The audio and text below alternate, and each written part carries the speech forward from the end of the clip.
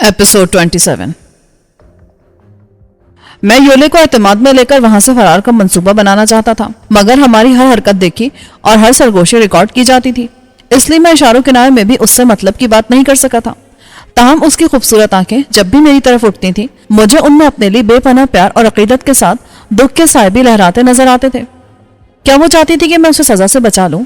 अगर वो खुद ये नहीं चाहती थी तो भी मेरा दिल मुझसे यही तकाजा किए जा रहा था कि उस पर दुख की हल्की सी परछाई भी ना पड़े। अभी मैं योले के मासूम हुस्न का पूरी तरह जायजा नहीं ले पाया था कि 6 इंसान नुमा हैवान सिपाही और 6 ज़नख़े वहां पहुंच गए और उन्होंने मुझे अपने साथ चलने का हुक्म दिया। मेरी समझ में ना आ सका कि अगर योले का कुर्ब मेरे लिए काबिल ताज़ीर था तो मुझे और उसे इतनी छूट क्यों दी गई थी। मैं चुपचाप ज़नख़ों और वहशी सिपाहियों के नरगे में योले के कमरे से निकल गया। वो लोग मुझे सीधे गिरांचू के कमरे में ले आए जहां वो मेरा मुंतज़िर था और आज खिलाफ मामूल पूरे लिबास में था।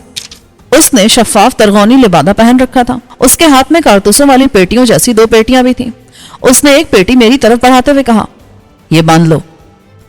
पेटी देते हुए उसने जानबूझकर मेरे हाथों को छुआ ताकि मुझे यकीन दिला सके कि उस वक्त उसका तस्वीरी पैकर नहीं बल्कि वो खुद मुझसे मुखातिब है। मैं पेटी कमर से बांधने लगा। हमें काफी दूर जाना है देवता। कहाँ? गरगोश। वहां हमें मौसम का सामना करना पड़ेगा, इसलिए लिबादा भी ले लो।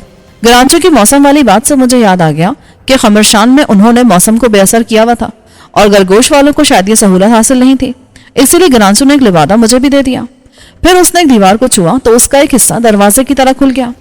वो मुझे अपने पीछे आने का इशारा करते हुए उस दरवाजे में दाखिल हो गया। ये एक तंग और तारीक सुरंग थी।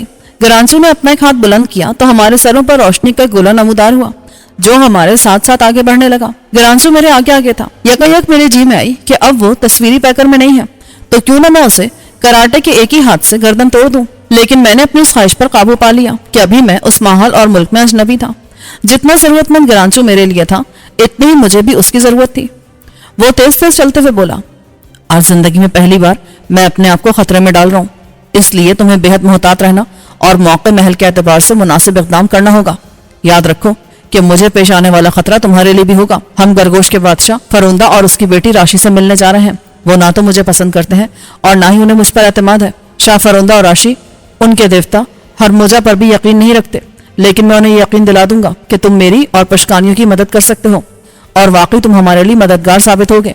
मगर ये बात अच्छी तरह जहन नशीन कर लो कि पुशकानी, शाह फरोंदा और शहजादी सब के सब बेहद जालिम और खूंखार लोग हैं और हर सूरत हाल से तुम्हें खुद निमटना होगा। गिरांचू की बातों से मुझे यही अंदाजा हुआ कि आम महलाती साजिशों की तरह वो भी एक साजिश के जरिए खमरशान के मौजूदा हुक्मरानों का तख्ता उलटकर खुद इक़्तिदार पर काबिज होना चाहता है और इस मकसद के लिए मुझे आलाकार बनाकर पुशकानियों से फायदा उठाने का मुतमन्नी है। मुझे उससे ज्यादा अपनी फिक्र थी, इसलिए मैंने उसे कोई जवाब न दिया और चुपचाप उसके पीछे पीछे चलता रहा। अचानक मुझे योले के कमरे में उसके तस्वीरी पैकर की याद आ गई। मैंने गिरांचू से पूछा, क्या तुम्हें या तुम्हारे तस्वीरी पैकर को मुझे योले के साथ देखकर लुत्फ आया था? गिरांचू, मैं किसी लुत्फ के लिए वो तमाशा नहीं देख रहा था हरमुजा। वो बड़ी संजीदगी से बोला, बल्कि मैं वो तमाशा अपने इल्म में इजाफे की खातिर देख रहा था। बोतलों की कोख से जन्म लेने वाले ख्वाजा सराओं को ऐसे जज्बात से महरूम कर दिया जाता है, मगर मेरा मामला दूसरा है। मेरी तख्लीक के दौरान उनसे कोई भूल चूक हो गई थी, इसलिए उन्होंने मेरी ज़हनी इस्तेदाद 14वें दर्जे की मुकर्रर की है, हालांकि वो इस दर्जे से बहुत बुलंद है। दूसरे वो लोग मेरे अंदर से ऐसे जज्बात भी अक्सर खारिज नहीं कर सके जो आम मर्दों और औरतों में पाए जाते हैं, मगर ख्वाजा सराओं को उनसे महरूम कर दिया जाता है।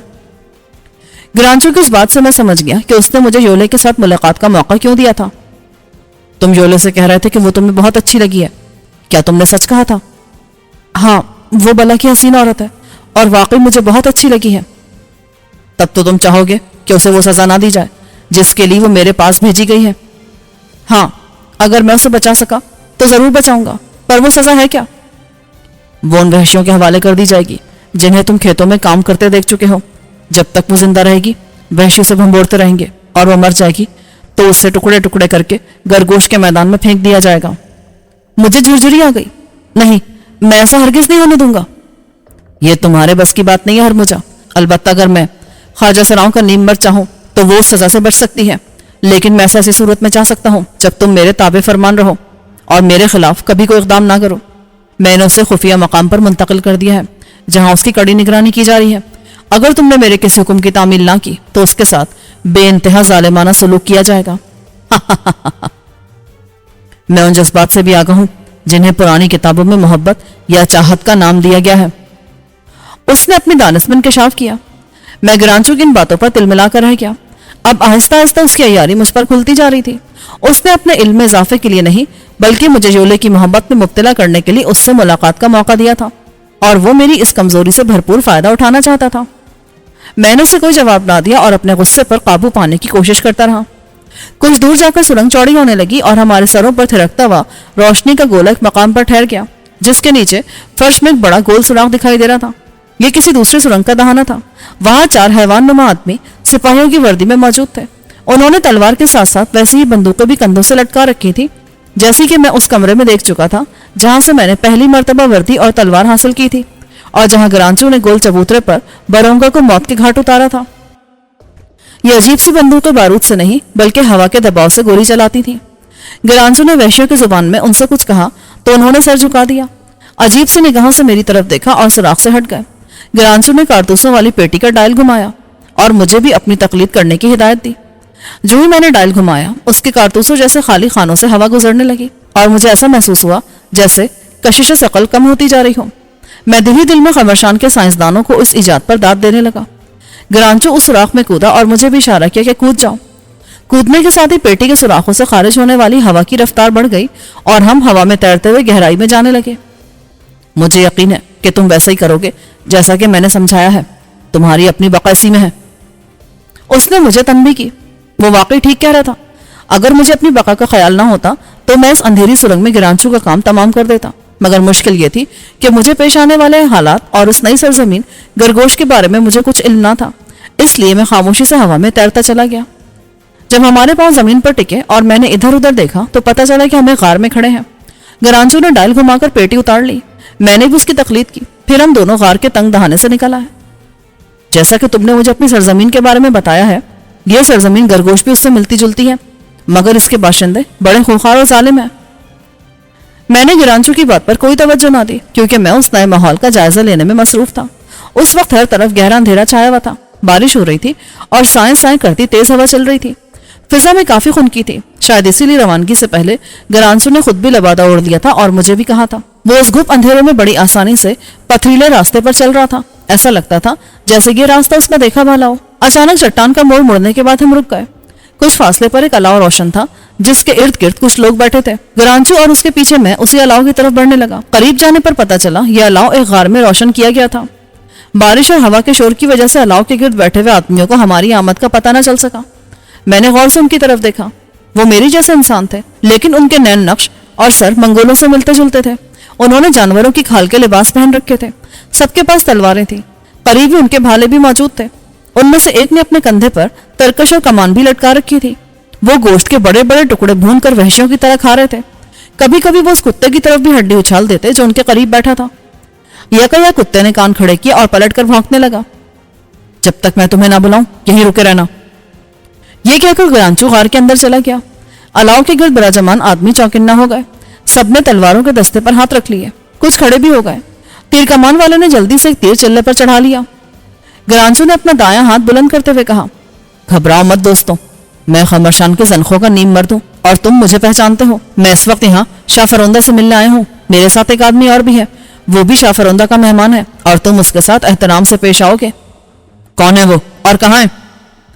एक लहीम शहीम आदमी ने पूछा। अंदर आजा और मुझा। मैं गार में दाखिल हुआ तो उन सबकी निगाहें मुझ पर जम के रह गईं। वो मेरे कदो कामत और जिस्मानी साख से मरूब दिखाई देते थे। फिर वो आपस में सरगोशियां करने लगे। कुछ देर बाद उनका लहीम शहीम सरदार घुटनों के बल बैठ गया और अपनी तलवार पेशानी से छूते हुए बोला, हम तुम्हारे हुक्म की तामील करेंगे देवता। मुझे हैरत हुई कि इस कदर साइंसी तरक्की के बावजूद यहाँ इतनी जहालत भी मौजूद है। मैंने उसका शाना थपकते हुए कहा, उठो, तुम मेरे दोस्त हो और हमेशा मेरे दोस्त ही रहोगे। अब देर मत करो, हमें शाह फरोंदा के पास ले चलो, वो हमारा मुंतजिर होगा। यह सुनते उस गिरोह के सरदार ने एक मशल उठाई और हमारे आगे आगे चलने लगा। उसके साथी वहीं रह गए। वो हमारी रहबरी करता हुआ एक तंग दर्रे से गुजरा। हवा तेज थी और बारिश भी जारी थी। मेरा ख्याल था कि मशल बुझ जाएगी, मगर ना हवा उसे गुल कर सकी और ना ही बारिश का कुछ असर हुआ। कुछ दूर जाने के बाद मुझे एक अंबू कसीर की हल्की हल्की सी आवाज सुनाई देने लगी। بالآخر ہم ایک بڑی غار کے دہانے کے قریب پہنچ گئے جس کے اندر سینکڑوں مشعلیں جل رہی تھیں اور ہزاروں لوگ ناؤ نوش میں مصروف تھے. ان کی سرمستیوں سے ظاہر ہوتا تھا کہ وہ کوئی جشن منا رہے ہیں. میرے اس خیال کی تصدیق ہمارے رہبر نے کر دی. آج ہم خونی میلہ منا رہے ہیں اور ایک روز جبروت میں بھی اسی طرح منائیں گے. بے شک. گرانچو بولا. وہ وقت آ گیا ہے اور میں جبروت میں تمہیں فراموش نہیں کروں گا. جاؤ شاہ فرندہ کو ہماری آمد کی اطلاع دو. جب وہ چلا گیا تو گرانچو مجھ سے بولا. تم نے اپنا کردار بڑی عمدگی سے ادا کیا ہے. کیا تم اپنی سرزمین پر بادشاہ تھے؟ نہیں، میں جس سرزمین سے آیا ہوں وہاں بادشاہت دم توڑ رہی ہے. کیا یہ لوگ بنگو بھی رہے ہیں؟ میں نے اس سے پوچھا. چیز تو وہی ہے مگر یہ لوگ اسے دامو کہتے ہیں. جیسا کہ میں تمہیں بتا چکا ہوں یہ پشکانی بڑے ظالم اور وحشی ہوتے ہیں اور ہمارے چاروں طرف خطرہ ہی خطرہ ہے. تمہیں وہی کرنا ہے جو میں بتا چکا ہوں ورنہ ہم بری طرح مارے جائیں گے. اتنے میں ہمارے رہبر نے ہمیں اندر آنے کا اشارہ کیا. ہم غار میں داخل ہوئے تو یہ دیکھ کر میں دنگ رہ گیا کہ وہ یونان کے قدیم اکھاڑے سے مطابقت رکھتا تھا. چاروں طرف چٹانیں کاٹ کر دائرے میں نشستیں بنائی گئی تھیں جن پر ہزاروں بدمست پشکانی شراب سے جی بہلا رہے تھے. کوئی نشے کی ترنگ میں نعرے لگا رہا تھا تو کوئی گانا گا رہا تھا. ہر طرف وحشیانہ قہقہے بکھر رہے تھے. پہلے تو انہوں نے ہماری طرف کوئی توجہ نہ دی مگر جو ہم آگے بڑھتے رہے شور و غوغا کم ہوتا گیا اور نشے میں دھت پشکانیوں کی نگاہیں ہم پر مرتکز ہوتی چلی گئیں. گرانچو نے سرگوشی کی. وہ جو درمیان میں قربان گاہ بنی ہوئی ہے اس کے قریب جا کر احتراماً سر جھکاؤ مگر اس پر رکھی ہوئی تلوار کو مت چھونا. میں نے قدیم سپہ سالاروں کی طرح اپنا سینہ تان لیا، سر بلند رکھا اور بڑی باوقار چال سے قربان گاہ کی طرف بڑھا جو 10 فٹ لمبی اور تقریباً 7 فٹ اونچی تھی اور اس پر ایک بڑی اور وزنی خون آلود تلوار رکھی تھی. قربان گاہ کے قریب پہنچ کر مجھے یوں لگا جیسے میرے قدموں کے نیچے ریت بچھی ہوئی ہو. پھر میرا پیر کسی چیز سے ٹکرایا تو وہ لڑکتی ہوئی دور جا گری. میں نے اس طرف دیکھا تو مجھے جھرجھری آ گئی. یہ کسی پشکانی کا کٹا ہوا سر تھا. وہیں 2 بے کفن لاشیں بھی پڑی تھیں. دوسری لاش کا بھی سر غائب تھا اور ریت پر خون کے لوتھڑے جم گئے تھے. اب غار میں مکمل خاموشی چھا گئی. میں اسی طرح باوقار انداز میں قربان گاہ کے قریب تر پہنچ گیا. میری نگاہ ایک بار پھر اس کے دستے پر پڑی جس میں بیش قیمت ہیرے جواہرات جڑے ہوئے تھے. گرانچو نے مجھے بتایا تھا کہ وہ 2 دھاری تلوار اتنی وزنی ہے کہ کوئی پشکانی اسے ایک ہاتھ سے تو اٹھا نہیں سکتا اور نہ ہی چلا سکتا ہے. قربان گاہ کے اگلے حصے سے تقریباً 50 فٹ دور پتھر سے تراشے ہوئے 2 تخت بھی رکھے تھے جن پر شاہ فرندہ اور اس کی بیٹی راشی براجمان تھے. میں نے بلا جھجک ایک نظر ان کی طرف دیکھا، پھر گھٹنوں کے بل جھک کر ماتھا قربان گاہ پر ٹیکتے ہوئے دونوں ہاتھ آگے پھیلا دیے جیسے کوئی دیوتا آشیرواد دے رہا ہو. میرے اس عمل کے ساتھ پشکانیوں نے فلک شگاف نعرے لگانے شروع کر دیے. میں نے کنکھیوں سے دیکھا کہ گرانچو نے بھی میری طرح قربان گاہ کو تعظیم دی ہے. پھر ہم دونوں اٹھ کھڑے ہوئے اور میں گرانچو کی ہدایت کے مطابق تخت کی طرف بڑھنے لگا. میں شاہ فرندہ اور شہزادی راشی کے سامنے اپنا سر خم کروں گا مگر تم ایسا نہیں کرو گے. ہرموجہ کسی کے سامنے سر خم نہیں کرتا، وہ دیوتا ہے. تم اس وقت تک بات نہیں کرو گے جب تک تم سے بات نہ کی جائے. اور ہاں، غیر متوقع حالات سے نمٹنے کے لیے بھی تیار رہنا. گرانچو نے سرگوشی کی. ہم تخت کے قریب پہنچ کر رک گئے. گرانچو نے گھٹنے کے بل جھک کر شاہ فرندہ اور شہزادی کے سامنے سر خم کرتے ہوئے کہا. نیم مرد گرانچو شاہ اور شہزادی کی خدمت میں کورنش بجا لاتا ہے اور ہرموجہ کو متعارف کراتا ہے جو خمرشانیوں کا موعود ہے جس کی آمد کا وہ مدت سے انتظار کر رہے ہیں. شاہ فرندہ جو بے حد لہیم شہیم تھا اپنی چھوٹی چھوٹی مگر انگاروں کی طرح سرخ آنکھوں سے مجھے گھورنے لگا. راشی کی بادامی آنکھیں تو پہلے ہی مجھ پر جم کے رہ گئی تھیں. وہ بار بار اپنے یاقوتی لبوں پر زبان پھیر رہی تھی جبکہ فرندہ کی آنکھیں میرے ذہن کو پڑھنے میں مصروف تھیں. میں نے بھی اس کی آنکھوں میں آنکھیں ڈال دی. غار میں بیٹھے ہوئے پشکانی ایک دم خاموش ہو گئے. وہ اپنے بادشاہ کی بات سننے کے لیے ہمتن گوش تھے. تم کہتے ہو کہ یہ خمرشانیوں کا موعود دیوتا ہے. یہ اگرچہ دیوتا ہی نظر آتا ہے مگر میں اس وقت تک اسے دیوتا تسلیم نہیں کر سکتا جب تک تم اور یہ خود اپنے دیوتا ہونے کا کوئی ثبوت نہ دے دے. گرانچو نے مسکراتے ہوئے بادشاہ سے کہا. آپ بجا فرماتے ہیں شہنشاہ، وقت آنے پر آپ کو ثبوت بھی مل جائے گا. سب سے اہم بات یہ ہے کہ اگر آپ اسے دیوتا تسلیم کر لیں گے تو خمرشانی بھی اپنے آپ اسے دیوتا مان لیں گے اور ان کی پہلی شکست یہ ہوگی کہ ان کا موعود دیوتا جس کا ذکر ان کی مقدس کتابوں میں آیا ہے خمرشانیوں کے پاس نہیں بلکہ پشکانیوں کے پاس آیا ہے. اس کا مطلب یہ ہوگا کہ دیوتا خمرشانیوں کو پسند نہیں کرتا اور پشکانیوں کو عزیز سمجھتا ہے. لہٰذا خمرشان پر پشکانیوں کی حکومت ہونا چاہیے. اس طرح خمرشانیوں کی مقدس کتابوں والی پیشن گوئی بھی غلط ثابت ہوگی. پھر یہ آپ کو جبروت لے جائے گا جہاں اس وقت آپ کو حکمران ہونا چاہیے تھا. اس لیے میری درخواست ہے کہ مجھ پر اعتماد کرتے ہوئے میرے منصوبے پر عمل کیا جائے تو پشکانیوں کو اپنا کھویا ہوا اقتدار دوبارہ مل سکتا ہے. شاہ فرندہ گرانچو کے اس جواب پر غور کرتا رہا جبکہ شہزادی راشی اس دوران مجھ پر نگاہوں میں گفتگو کرتی رہی. ہمارے درمیان مسکراہٹوں کے تبادلے نے مجھے بہت کچھ بتا دیا. اور میں اپنی جگہ مطمئن ہو گیا کہ اتنے میں شاہ فروندا نے اپنی موٹی گردن راشی کی طرف گھمائی. تمہارا کیا خیال ہے شہزادی؟ راشی باپ کے اس اچانک تخاطب پر چونک سی گئی. پھر اس نے اپنا منہ بادشاہ کے کان کے قریب لے جا کر سرگوشی میں کچھ کہا تو فروندا نے میری طرف دیکھا اور بولا, تم جو کوئی بھی ہو, راشی تمہیں پسند کرتی ہے. میں نے تمہارے بارے میں اس نقطہ نظر سے نہیں سوچا تھا. شہزادی کی پسندیدگی نے میری سوچ کی راہیں بدل دی ہیں. کیا تمہیں شہزادی کے اس فیصلے پر کوئی اعتراض ہے؟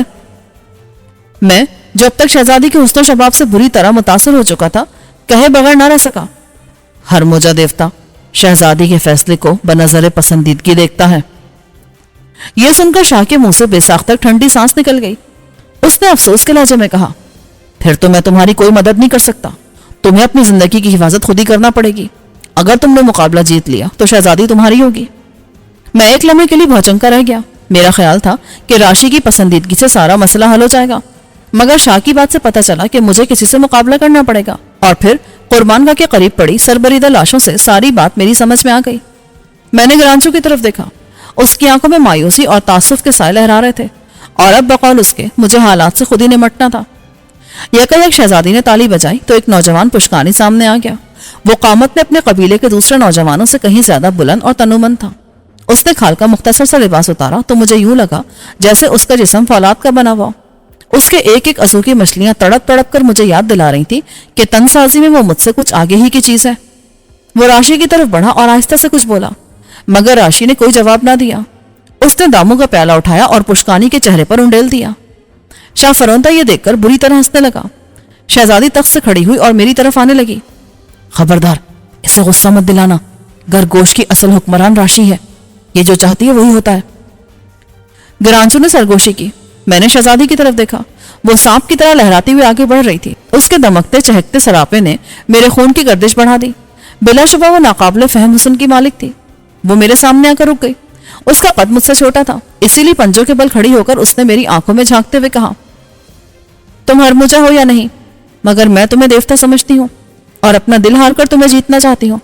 اس لیے یہ مقابلہ تمہیں جیتنا پڑے گا تاکہ وہ میری جیت بن جائے. غوتار سے میرا دل بھر گیا ہے, تمہیں میری خاطر اسے شکست دینا پڑے گی. دیوتا ہمیشہ فتح یاب ہوتا ہے شہزادی, میں نے پروقار لہجے میں کہا. اتنے میں بادشاہ کی بھاری بھرکم آواز سنائی دی. وہ ہتھیار لانے کا حکم دے رہا تھا. شہزادی دوبارہ اپنے تخت کی طرف چلی گئی. میں نے مجمع پر نظر ڈالی. سب پینا پلانا بھول کر موت اور زندگی کے کھیل کا انجام دیکھنے کو بےتاب ہو رہے تھے. مجمع کی اکثریت غوتار غوتار کے نعرے لگا رہی تھی.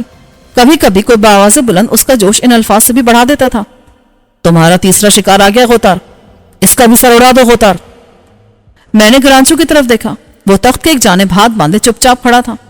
مجھے اس کی بات یاد آ گئی کہ غیر متوقع حالات کا سامنا مجھے خود ہی کرنا پڑے گا, اور اب وہ غیر متوقع حالات سامنے آ گئے تھے.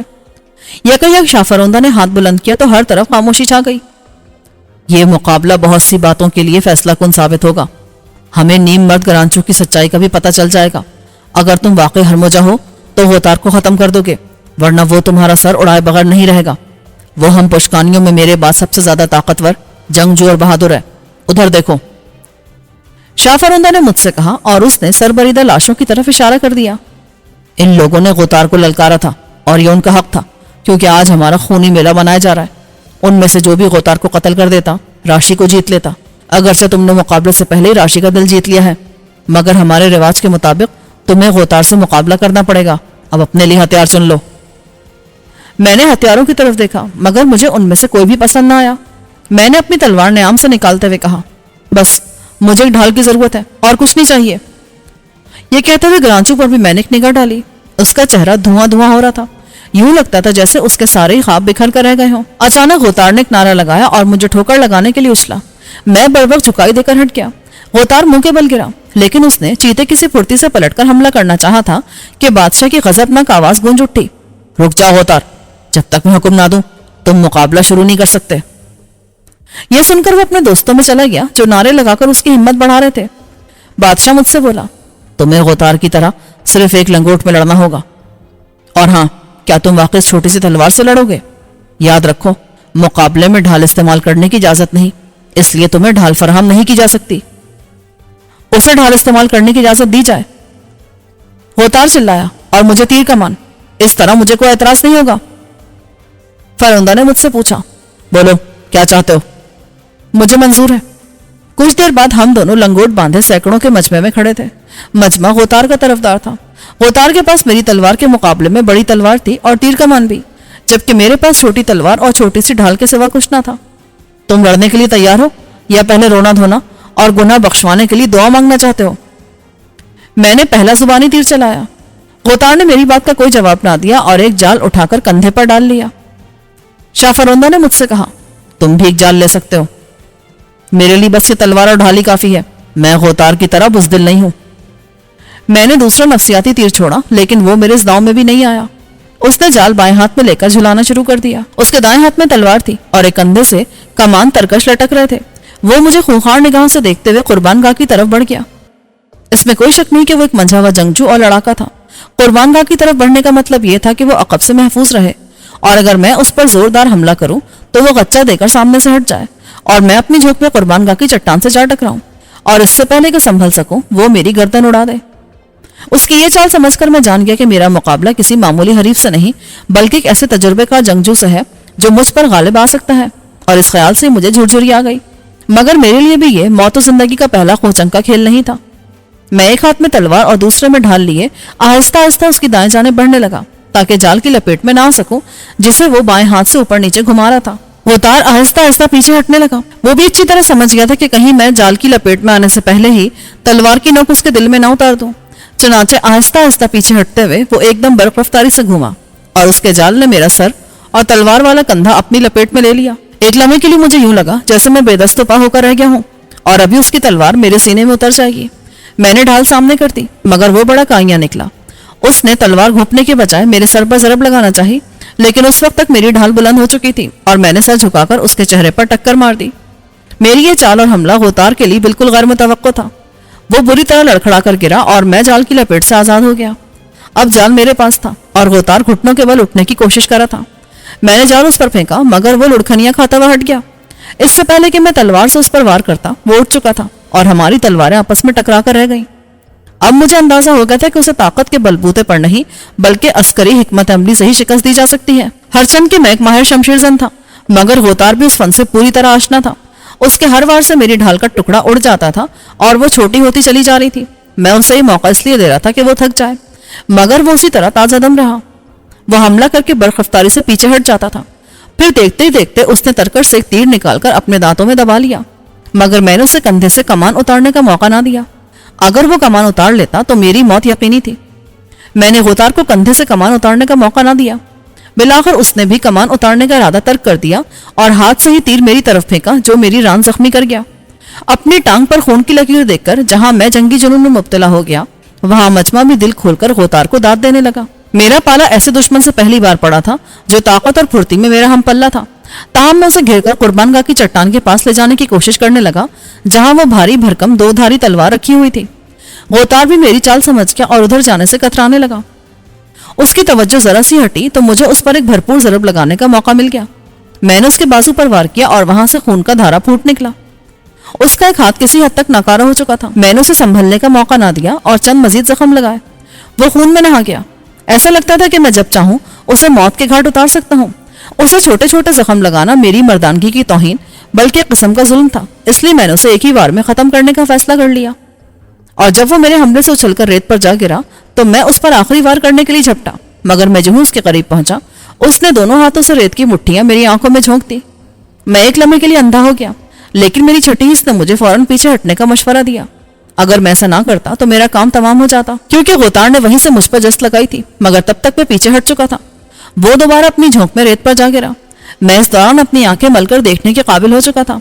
वो दोबारा रेत पर झुका हुआ था, मगर अब मैं उसके इस हरबे से होशियार हो चुका था। मैंने एक हाथ अपनी आंखों पर रख लिया ताकि उन्हें रेत से बचा सकूं, लेकिन दूसरे लम्हे मुझे यूं लगा जैसे तोप का गोला मेरे सीने में आकर लगा हो। मैं उछलकर पीठ के बल जा गिरा। तब मुझे अपने करीब लुढ़कते हुए सर से यह अंदाजा हुआ कि गोतार ने दूसरी मर्तबा रेत नहीं बल्कि वो बरीदा सर दे मारा था जो कुर्बान गाह के करीब जमीन पर पड़ा था। वो तलवार सौंधकर मुझ पर झपटा। इससे पहले कि तलवार मेरी खोपड़ी उड़ा देती, मैंने ढाल की आड़ लेकर लुढ़कनी खाई। आधे ढाल के परखचे उड़ गए, मगर मेरी खोपड़ी बच गई। वो फिर मेरी तरफ झपटा और दूसरा वार किया। मैंने उसे भी अपनी शिकस्ता ढाल पर रोक लिया और उसके साथ ही गोतार के कंधे से लटकती कमान पकड़कर उसे अपनी तरफ खींचा तो वो मेरे ऊपर आ गया। मजमे ने नारा लगाया। غوطار نے اپنا پورا وزن مجھ پر ڈال کر بھرپور طاقت سے مجھے دبانا چاہا تو میں نے کمان سے اس کا چلہ کھینچ کر چھوڑ دیا جو کوڑے کی طرح اس کے منہ پر لگا۔ اس کی چیخ نکل گئی۔ وہ پیچھے ہٹا تو میں اس کی گرفت سے نکل گیا اور لوٹ لگاتے ہوئے اٹھ کھڑا ہوا، لیکن اب میں اپنی تلوار اور ڈھال سے محروم ہو چکا تھا۔ غوطار اٹھا اور اپنی تلوار لیے میری طرف جھپٹا، مگر اس وقت تک میں قربان گاہ کے قریب پہنچ چکا تھا۔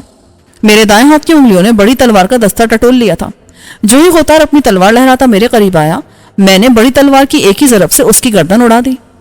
غوطار کا سربریدہ جسم ایک لمحے کے لیے وہیں کھڑا رہا، پھر دھم سے گرا، اور وہ مجمع جو ایک لمحہ قبل پرشور نعرے لگا رہا تھا یوں خاموش ہو گیا جیسے سب کو سانپ سونگ گیا ہو۔ میں نے تلوار کی نوک زمین میں گاڑی اور اس کے سہارے کھڑا ہو کر دم دینے لگا۔ اچانک مجھے خیال ہے کہ گرانچو نے مقدس تلوار کو چھونے سے منع کیا تھا، لیکن اب تو میں اسے چھو ہی نہیں بلکہ اس سے پشکانیوں کے بڑے بہادر کو بھی قتل کر چکا تھا۔ انہونی ہو چکی تھی، اب یہ دیکھنا تھا کہ مجھے اس جرم کی کیا سزا ملتی ہے۔ میں نے ایک نظر راشی کی طرف دیکھا، وہ شاہ فروندہ کی طرف جھکی اور اس سے سرگوشی میں کچھ کہنے لگی۔ فروندہ نے گرانچو کو اپنے قریب آنے کا اشارہ کیا، پھر وہ تینوں کچھ دیر تک کانا پھوسی کرتے رہے۔ میں فیصلہ سننے کا منتظر تھا۔ شہزادی راشی، شاہ فروندہ اور گرانچو میری طرف بڑھنے لگے۔ مجمع دم بخود تھا، مجھے ان لوگوں کے سانس لینے تک کی آواز صاف سنائی دے رہی تھی۔ شاہ فروندہ کا ہاتھ اپنی تلوار کے قبضے پر تھا اور وہ تینوں آہستہ آہستہ میری طرف بڑھ رہے تھے۔ سینکڑوں پشکانیوں کی آنکھیں ہم پر مرتکز تھیں۔